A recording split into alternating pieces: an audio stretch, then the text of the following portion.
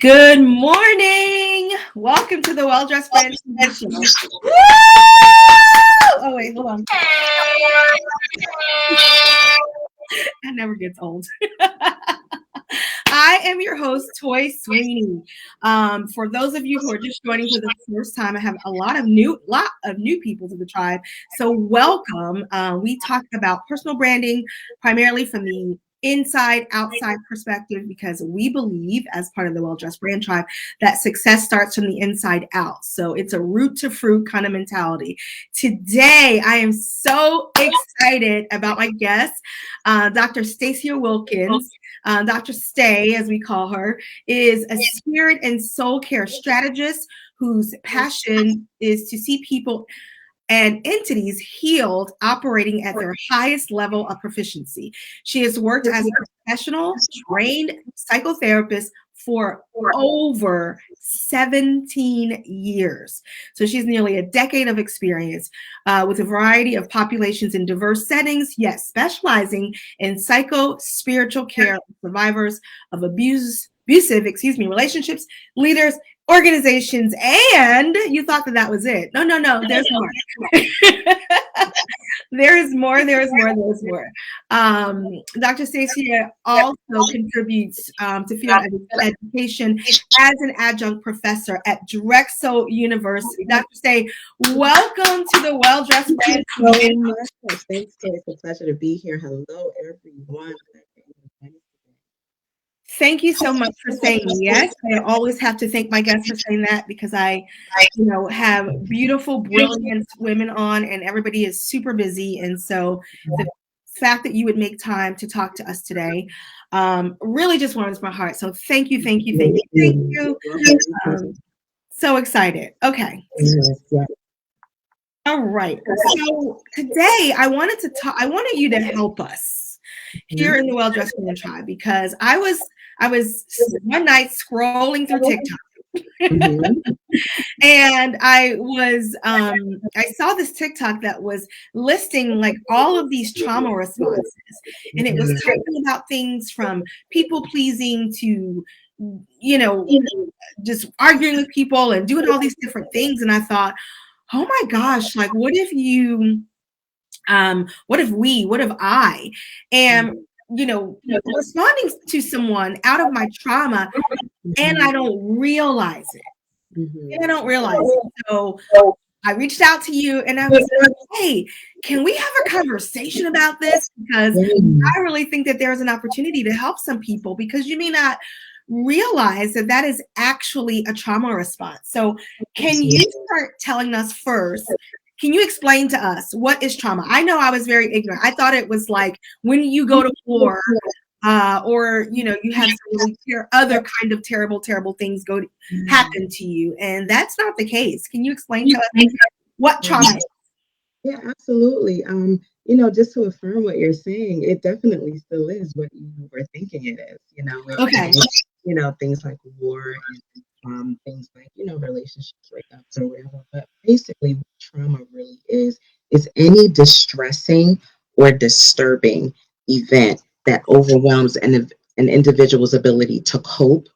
It dysregulates their emotions, and it causes feelings of helplessness. So when trauma gets so complex, in terms of defining it, is because it's really marketed as something so huge and so big, and it is, but it's marketed in such a way that, a war has to happen, or a pandemic has to happen, or an earthquake has to happen, a natural disaster. And those are traumas. Those are big traumas, yes, but there are also traumas that may not be marketed as big, but they are big to people. And those are things like divorce, death of a loved one, death of a pet, loss of a job, loss of a home, and illness. Really, trauma is so subjective to the individual. So anything literally can be traumatizing for a person. It depends on what has happened, the duration for which it has happened, the frequency, and also how it impacted that person according to their personality traits as well. Okay. Now that really helped me because I was really ignorant on that. I was talking to a Mhm. friend the other day and she was talking about a family member who basically, they didn't do anything wrong, things that I was considering, I guess, like a big T, but they just were like ignored her, just like they were absent. Yeah. And she was saying that, I have like a great relationship with this aunt or whatever, this Mhm. family member, and and they didn't really do anything, but every time I'm around this person, it is very triggering for me. And Yeah. it was exactly what you said. It wasn't, like this big upheaval of things. It was just what, I guess, how she internalized what that meant. Yes. So Yes. that's good. Absolutely. Yeah. Absolutely. Yeah. Okay. And So then, go ahead. I'm sorry. and I was just going to say, it really, why it is so distressing, why trauma is so tough is because it really impacts the totality of who we are as human beings. So we think it just impacts our emotions. It greatly impacts our emotions, but it also impacts our biology. It Mm, impacts our social relationships, our social circles, and it impacts our emotions. And what we don't talk about as much, but research is really coming up in this, is how it impacts us spiritually as well. mm. So we are multidimensional beings, and trauma is also multidimensional because it really does impact the fullness of who we are. Wow. Mhm. Wow. Okay. I never thought about I felt like I was on to something when I made the choice to go to therapy because I was like, again, what if I'm doing something that's impacting my business, right? Yeah, And in yeah. complete transparency, in the past, I was really triggered over the pandemic.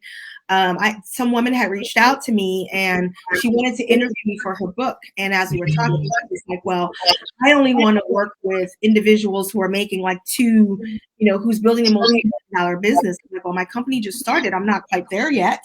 Mhm. And so she was like, I remember her saying, "Your business is 2 years old at that time." Oh my She was gosh. like, "Why haven't you done more?" Oh my goodness. And oh my gosh, when I tell you how traumatized I was by that And statement, a dagger. you know, Oh my goodness. Goodness. and it really stuck with me for a long time. And so it just started to replay in my head, and I Mhm. just kept saying, "I'm not doing enough. I'm not doing enough. I'm not doing enough." Yeah. I'm just like, I could be doing more. I could be doing more. Mhm. So I love the way that you talk about that because, again, the whole purpose, you guys, that I have Dr. Stay on is so that it's all of these different things that in the different ways that it's impacting you that you may not even be aware of. Absolutely. I'm glad that you were so transparent in that example because that's a prime example of how trauma can impact business and business decisions. Because look what happened. You then developed a core belief about your business and about your ability based on how you were traumatized. I remember a story. I don't know if you've heard this story with Joyce Meyer. She's so transparent Yeah. about her struggles, and it floored me because she gave kind of a similar example about her ministry because she had gone through so much rejection in life. Mm, And the rejection was very traumatic for her, that it poured into different areas of her life, even up to a time she was speaking in front of an audience. And one of her friends told her, "I'm going to come and support you tonight." And her friend said, "And I'm going to bring one of my friends with me."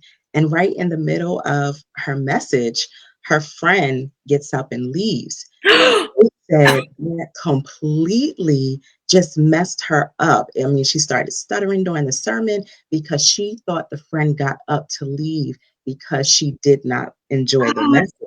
What she found out later, though, was that this friend had an emergency, received an yeah. emergency message, and she had to go and leave. And her friend said, "Make sure you tell Joyce I really enjoyed what she was saying, but I had to go." So just how it really impact how that rejection or trauma can impact us to believe things Oh, a yeah. certain way, and then they really weren't that way, but that was an example of acting out of her trauma.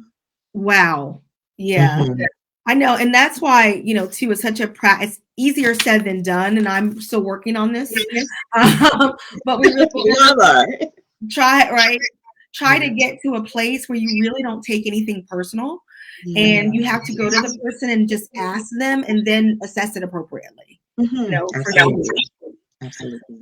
Oh, okay. So what are the 4 trauma responses? What So are the the four, different things that we respond, I guess? yeah, so we call them the 4 F's in psychology circles. And I'm sure many people who are on the live today have heard of them. So they are fight, flight, freeze, and fawn. We've been dealing with fight, flight, and freeze for many decades, and fawn was just recently added. So Oh, okay. yeah, yeah. So fawn was not always a part of this cluster here, but now it is. So the fight is really just about your adrenaline getting pumping. You're looking to be aggressive. You're fighting. Your body is preparing to get physical when a threat hits. Our flight response is your body is preparing to flee. In the case of a threat appearing. A freeze response is you're kind of just stuck, you're stuck in time. Time kind of slows down, you're in slow motion. And fawn is really about placating and people pleasing. Now, the good thing about stress responses or trauma responses, just like almost anything, they're actually not completely bad within themselves. They actually service a purpose. For instance, fight in a good state really helps us to like be courageous, really Mm, helps us to be assertive. Flight in a good state helps us to leave, let's say, very toxic relationships, helps us to mhm. hang up a call that is really demeaning or Yeah. not, helping us out. The freeze response helps us to really take an assessment of the situation and take a pause before we actually make a decision. And then the fawn response in a good state helps us to really have compassion and Mhm. empathy for people. So they're really not bad in and of themselves, but when they become excessive or we get stuck, Yeah. in these states, that's when we see these other things manifesting.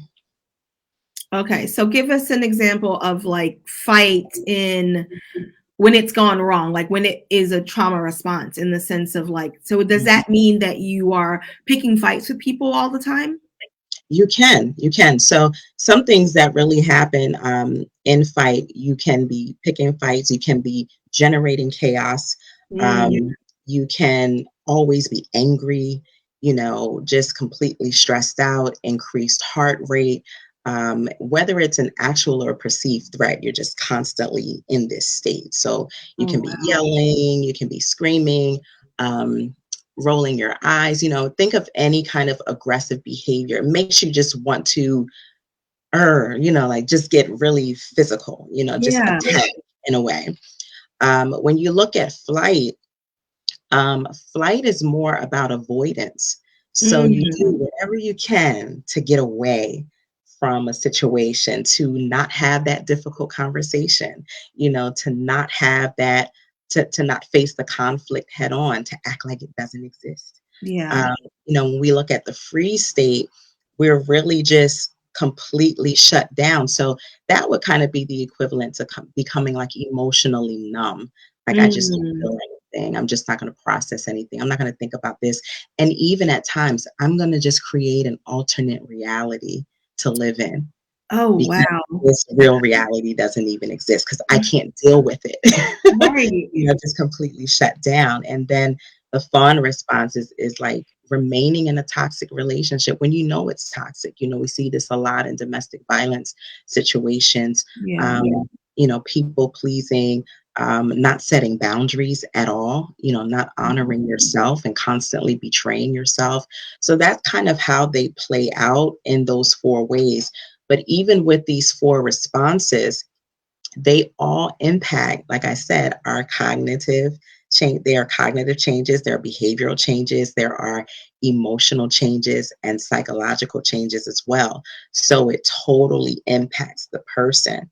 So if I can, just to kind of make it even more every day. Yeah, Some of these please. cognitive changes that can happen with any of these responses are things like intrusive thoughts, or Mm. things that are just coming in out of nowhere, and they're bothering you, nightmares, flashbacks, any kind of confusion or difficulty with like memory, remembering things, concentration, and ability to focus.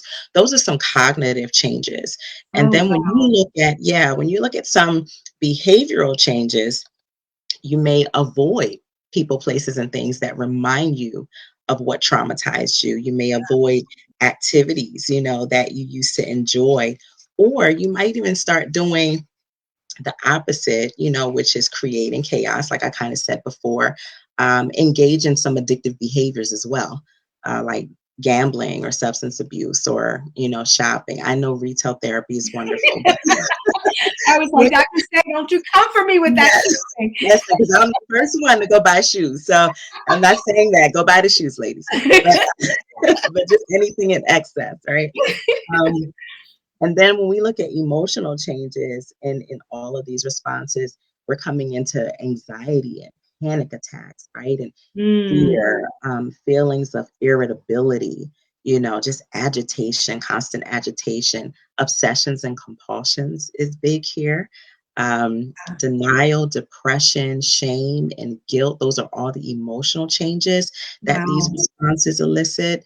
When we look at physical changes, we're looking at like heart palpitations and difficulty falling or staying asleep, believe it or not, becoming really easily startled and hypervigilant, having some unexplained aches and pains because Yeah. trauma rests in our body and our tissues. So we can totally be experiencing what we think is an illness when it's really trauma locked in the body. Oh, Um, wow. yeah, muscle tension, eating patterns, and then spiritual changes. Lastly, we begin to question our relationship with God and Yeah. feel disconnected. Some of us may have a total loss of faith, and even if there are those who don't believe in God, they may feel like the world is now unsafe, because trauma really changes and alters your worldview. So people may start to believe, wow, my life is meaningless, or I don't even have a purpose anymore. Yeah. So these trauma responses, they really play out in all of those ways for different people. Wow. And then the way that you broke that down, I think that each of us can either think of it, I think of myself for Yeah. sure. Like when you were talking about it, I thought about a story that I'm not going to share. I'm like, I can't share that, but I might share it. It's not a funny story, but um, I may share it. But I was thinking about the fact that I'm really jumpy. And so, Mhm. like my husband just walk up on me and I'm just like, like I'm just all the time. And his response is like, I live here, Right. I live here. And I always joke with him, and I'm just like, listen, I done been through some You things. ready? You ready? You can't just be rolling up on me like that. Right. and we share a good laugh about it. But Mhm. even for him, like there was a time in our marriage where he traveled, for over 5 years, and he was gone for like 14 weeks at a time. Oh my goodness. I'm not sure if this was a trauma response, or just me used to him being gone. But it's a funny story, so I'm sharing it. But we were in sleeping one night, and I forgot that he was home, and he had been gone for one of those 14 weeks, spent. And in the middle of the night, I woke up, and I'm like, Oh my goodness. completely forgot Mm. he was home. Oh my goodness. It's 14 and I'm not been there. And I'm just thinking, like, there's this strange person, and he's just like, he's like, babe, oh my word, it's me. But anyway, I say that, lightly, but yeah, I think that we've had coworkers who, or I've had bosses who are yellers and they throw things. I've had friends that way. I've had friends who are pot stirrers. They just thrive in drama. And, you don't realize, you're just like, what? I think that it's like Oprah and her therapist have this book out now, which I thought was really interesting. And she said, we don't take the time to ask. And the name of the book is What Happened to You? Yeah. And what you're saying, kind of with that in mind, helps me to not only show myself compassion, but then to show someone Yeah, else compassion when they're acting out, because now I'm aware that even if I don't know them that well, it could very well be a trauma response. yeah, absolutely. And we all have and I think one thing that I often say, and I really do like to tell my clients, especially when they don't really totally understand trauma, getting away from all these textbook definitions and the APA definitions, at the core, trauma is really a wound. Mm, It's an injury. And the word trauma literally means wound. yeah, So when we look at trauma, it's how have you been wounded? yeah, How have you been injured? And when we operate in these stress responses, what we're essentially doing is trying to find ways, our body is automatically trying to find ways to prevent this wound or this injury from reoccurring. yeah, That's what this is about. But then it gets excessive. We are constantly perceiving that everything is a threat. So we yeah, constantly have to kick in overdrive to make sure I don't get wounded again, you yeah, know. And that's why it's important, as you said, to lean in and ask yourself, okay, is my reality really reality? What am I really feeling and why am I feeling this way? Whoa, where did that thought come from? yeah, We just take so many things as is, yeah, and we're not curious about them at all. And we really got to start to be curious about what we're thinking, why we're thinking it, what we're feeling, and why we're feeling it. And I think that level of self-awareness is yeah. really the first step in dealing with trauma and navigating through that injury. I love that, and that was the first. That was the first, like, it was like therapy 101. That was the first thing that I learned in therapy. And then Mhm, the moment that I was more conscious of it, just the other day, I was going to Wegmans and I missed a parking spot. And I said the most awful thing to myself. mhm. But I heard it like, and I said it in my mind and I responded out loud. And I was like, why would you say that? You would never say that to your best friend, Yeah, you would never say that to your child. Like, why yeah, would you say, and I think it was something like, oh, I missed that. Oh, you're such an idiot or something. And then mhm, and I was like, I instantly, I was like, oh, I was appalled, like, toy. yeah, And I was like, darn it. yeah. Now I'm Beautiful. self-aware. Got that. Yeah, but that's what we have to do, because we Yeah. have thousands of thoughts a day. There's no way we can catch all of them. But I was like, no, it's fabulous. I got this little necklace from my friend who is a celebrity makeup artist, Molly Stone, that says love yourself. So yeah, that when I do things like that, I can just be like, nope, we're going to go back to our loving place. absolutely. Okay, Dr. Say, what are some of the things that we could do to prevent responding through trauma? Like when we find ourselves in Yeah. that mode, what can we do? Oh my gosh, I have a boatload of things. So you want the long list, or you want the condensed list? How about 6 things? Okay, that's gonna be hard. So the first thing I would always say is to pray, right? Yes. To pray. Prayer and meditation is very important. The second thing I would say, learn to welcome yourself with all of your needs. Oh, come Yeah, yeah, on. yeah. Even, Oh, even the ones that you don't like or you feel like, "Man, I'm like so needy in this area. Shouldn't be like this." Well, the fact of the matter is you are like this. So welcoming yourself with all of your needs, because when we're in trauma, what we do is we neglect our needs, especially with the fawn response. We neglect our needs. We betray ourselves in order to, accept other people. So welcome yourself with all of your needs. Be curious about your emotions and your thoughts mm. instead of being judgmental. Oftentimes we say things like, I shouldn't feel this way, or I should be over this by now, or why are you even crying? Well, you are crying, you are feeling this way, whether you feel like you should be or not. So, Right. so it's accept that. Preaching to the Yes, choir. absolutely. So accept that, give yourself that time, and then pick yourself up and keep moving. But you learn so much about yourself when you Yeah. ask those difficult questions. Yeah. What's that? Three, five, three, four. So four, I would say, definitely relaxation techniques. Okay. Um, and that's important because when trauma occurs, the body has such a reaction. And what then happens is the person experiencing that feels like they have lost complete control over their body, over their emotional state, over just everything. So the best thing to do is to deep breathe. You can breathe in through your nose, breathe out through your mouth, maybe 4 to 6 counts. You can even breathe in peace, exhale, worry.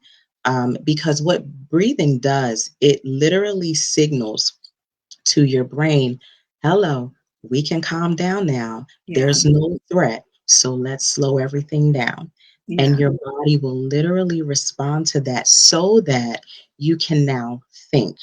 Because when we are in traumatic situations, our prefrontal cortex, where we make decisions and judgment, that shuts down, and our amygdala and our limbic system, that kicks up because Wow. we're immediately responding instinctively. So when we start to breathe, get that oxygen going to the brain, it shuts down the amygdala a little bit more so that we can think clearly, making decisions and judgment. So, yeah. So another one is set some boundaries. We'd be surprised how we experience trauma because we haven't set boundaries. And when we Mhm. talk about boundaries, we talk so much about interpersonal boundaries, boundaries between Mhm. myself and someone else. What we don't talk about too much are intrapersonal boundaries, boundaries Oh. within. So when I overcommit, when I can't say no to me, when I'm allowing things to be done to me instead of Mhm. being in a place of honoring myself within myself, I'm constantly betraying myself within Yeah. myself. So we have to set those internal Mm. boundaries. That's a good one. Yeah, yeah. That's a And really good one.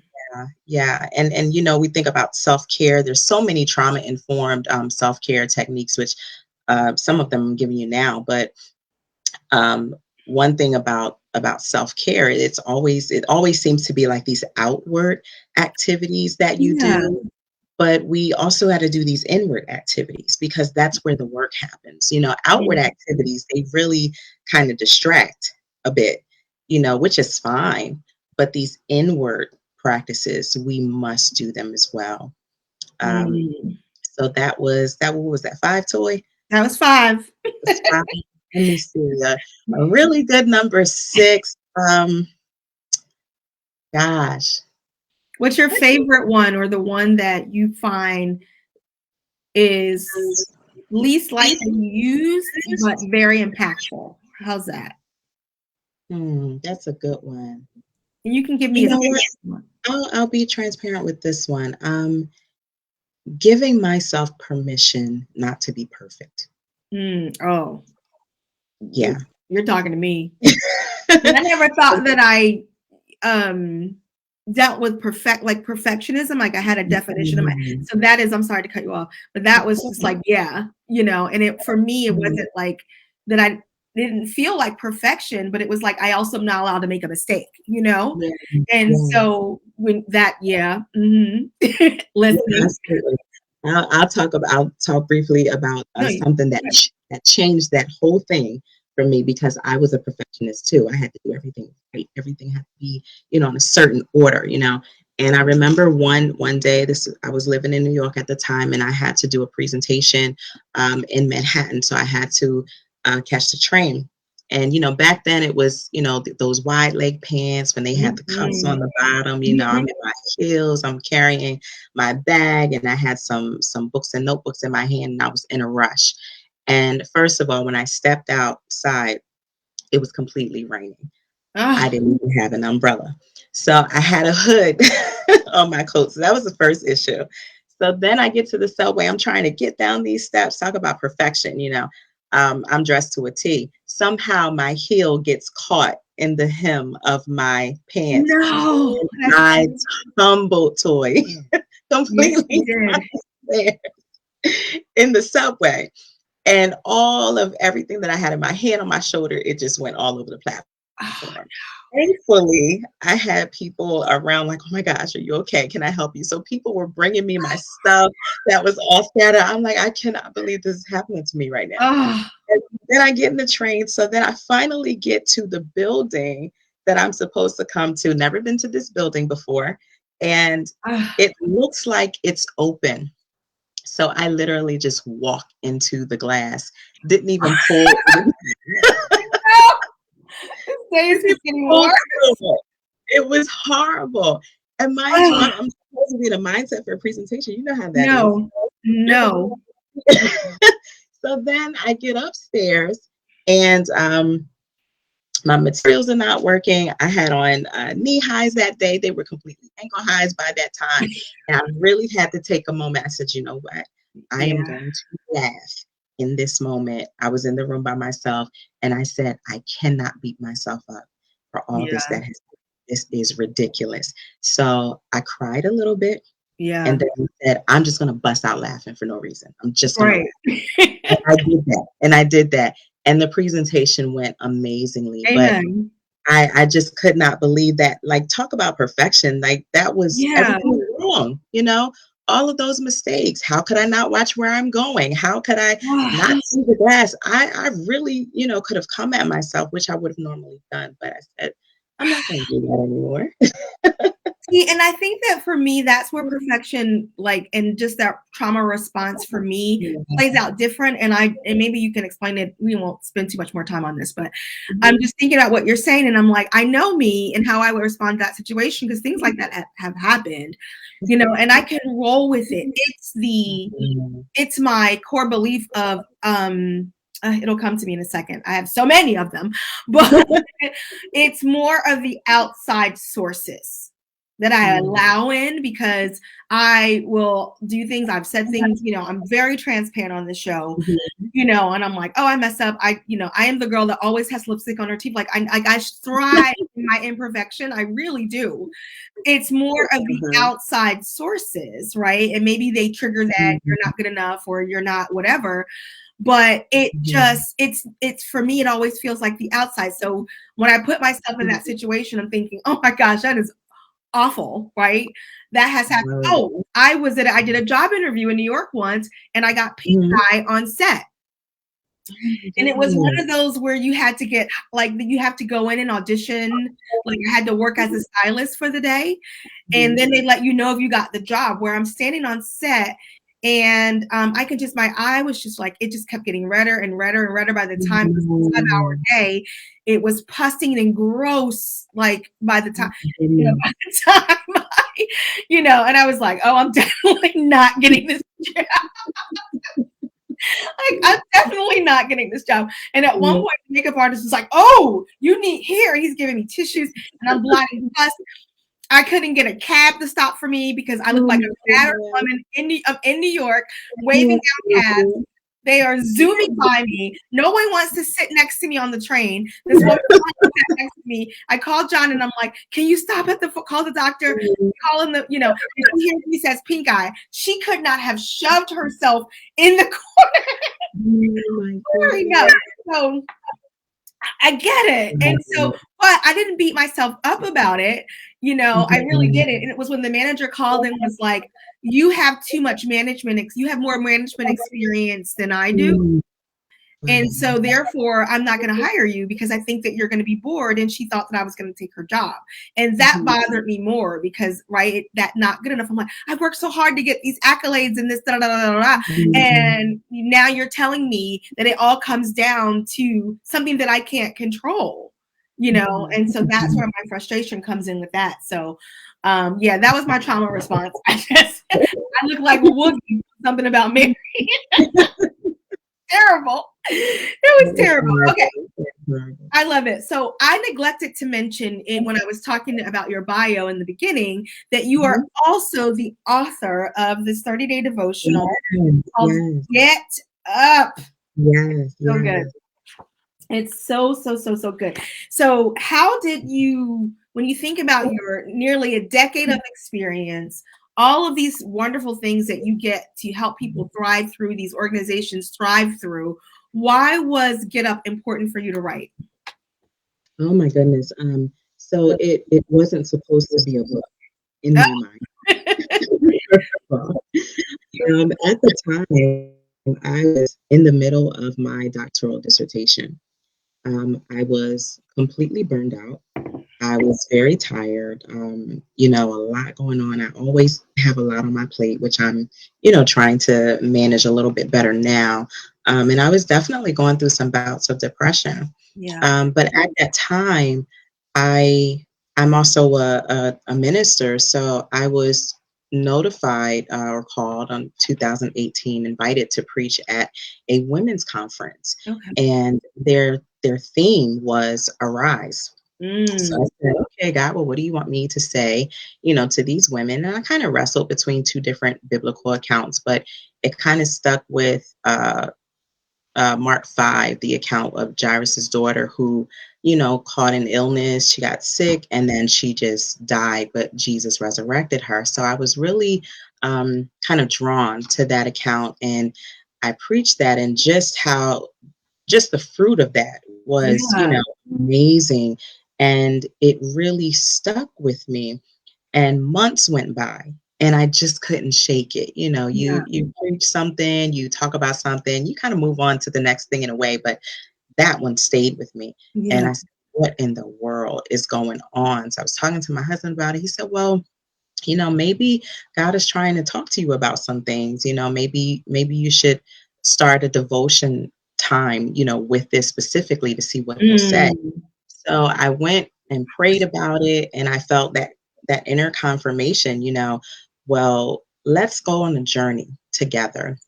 So I Yeah. started a journey based on this account, because what the understanding that he was giving me was that, this girl got sick. We don't know what she got sick from. Yeah. Whatever she got sick from, it killed her. Mm. And yet she was able to rise again with the assistance of God, with the resurrection power of God. And God was like, I want to show you what you're sick from. Mm. What, is it the anger? Is it some of this depression? Is it what are you sick from, and what are other people sick from? And Yeah. then let's see if we can catch it before it kills you.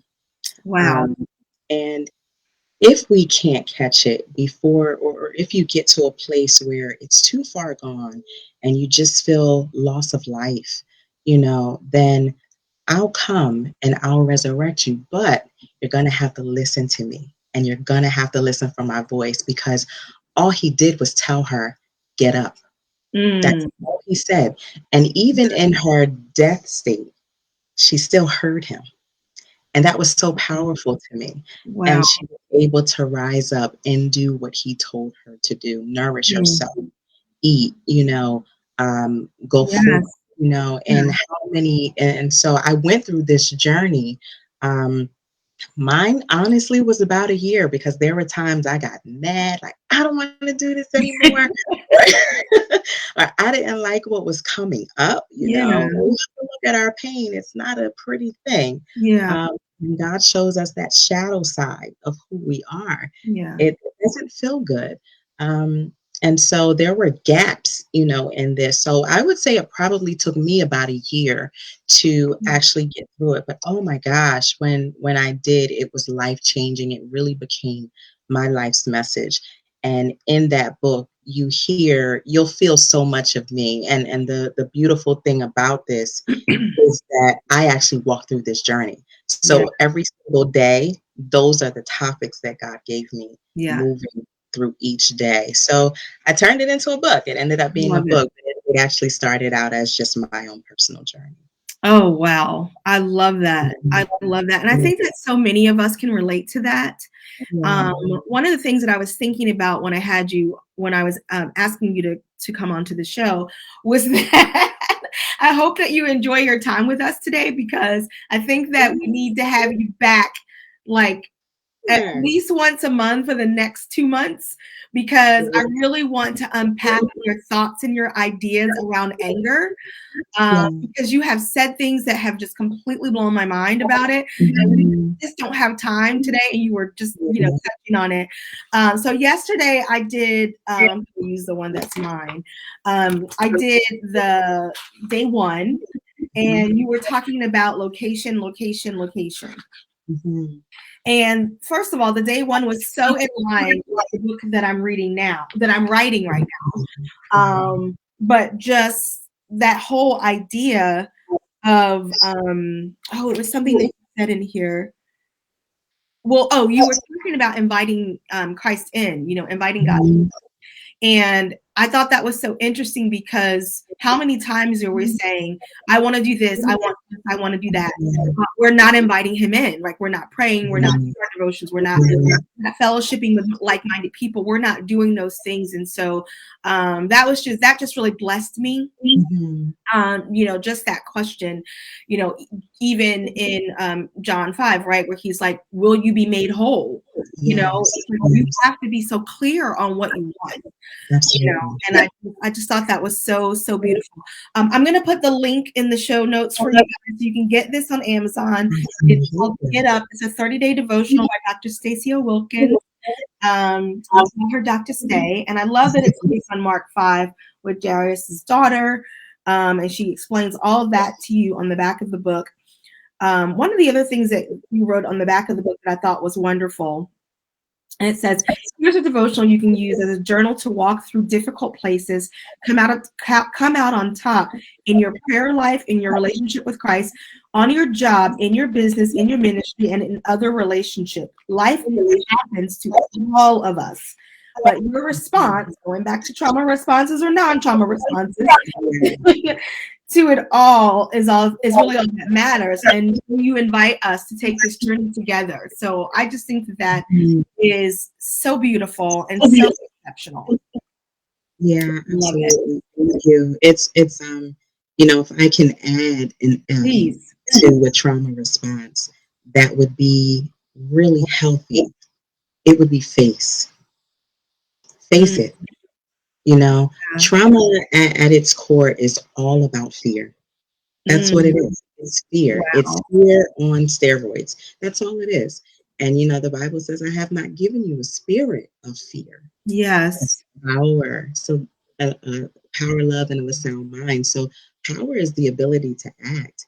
You know, Mm, love is the state of our heart, the healthy state of our heart, that care, that affection that we have towards the good things in life. And then a sound mind is making sure that we're reasoning and emoting properly.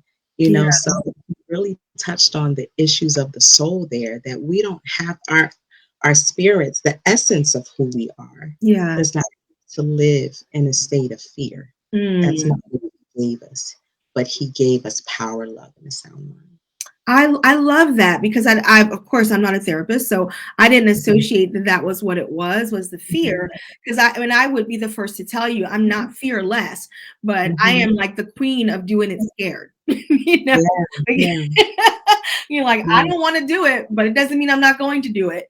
right. I have many occasions where I just put it in the passenger seat. I'm like, it's gonna be me, this fear, and Jesus, because That's it it. has to get done. Yeah. And so I love the way that you describe that. And I think that what that's going to do for those of you watching as well is realize that when that anxiety comes up and that trigger happens, if you get that call from your mother, or, something happens in your family or at work or from a client, and it's that thing starts to rise Yeah. up, what's the question that we should ask ourselves? What am I afraid of? Or What do I need in this moment? Well, I what think do the I need in first this thing moment? to, yes, but I think the first thing that you need to do is breathe, because when I'm watching when you did this, and you're showing that you're having that bodily response, Mm, that has to be addressed immediately. got One this. of the first things with a panic attack is breathing, because your breathing turns shallow during a panic attack. And if it turns shallow, you're going to panic even more. So when you fight Mm, the anxiety, you're going to experience more anxiety. So what you have to do is kind of let it pass, but breathe with it. So I would say start breathing first. Always pause. Yeah. When something is coming up, pause, let out a breath, and then that helps to redirect your prefrontal cortex so you can have the ability to ask yourself, what do I need in this moment? What do I need in this moment? Did you guys get that? Write that down. What do I need in this moment? Yes. I have to tell you a quick thing, and then I'm going to let you go Mm-hmm. because you have blessed us. Mm-hmm. And this is definitely a take note kind of show. But I want to tell you this because I think that you will think it's funny, and I think you'll appreciate how God works. So I do believe that God has a sense of humor.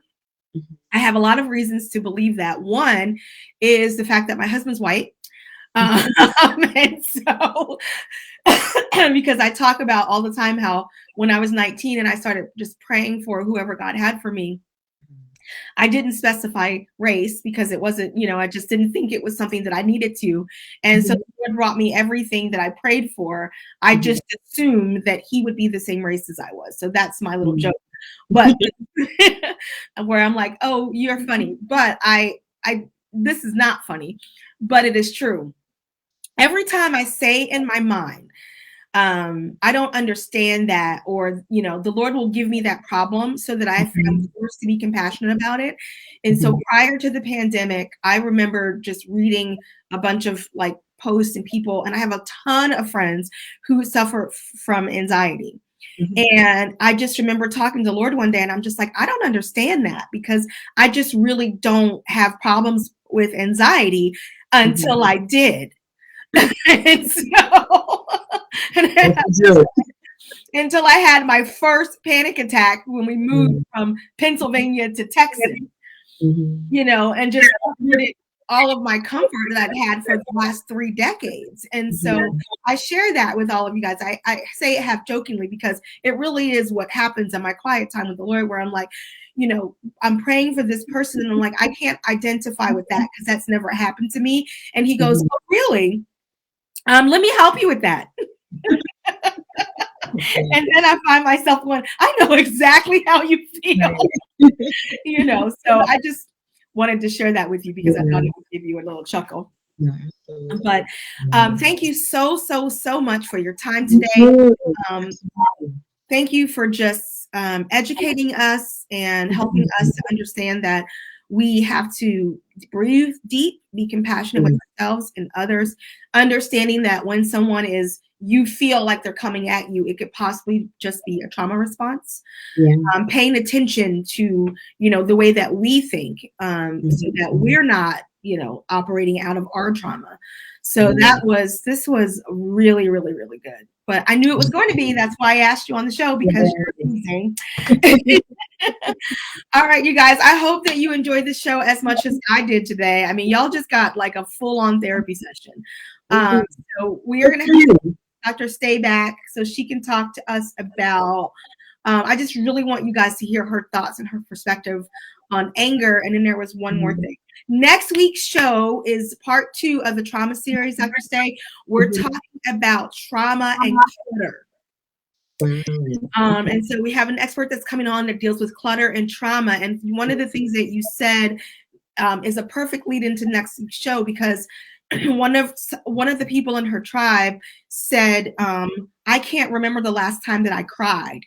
These are people who are really dealing with a lot of like, not necessarily hoarders, but they just live with clutter. And so we're going to talk about how, you tidying up, cleaning up, can kind of really, or not, the lack of, right, might be a trauma response. So anyway, thank you guys so much for tuning in. Dr. Say, thank you so much for hanging out with us. Thank you for having me. Thank you. It was my pleasure. I'm just going to end the live. I'll see you guys later. Make sure that you like and share this show. Make sure you take notes. Tell us what you think, and have a great rest of your weekend. Bye, everyone.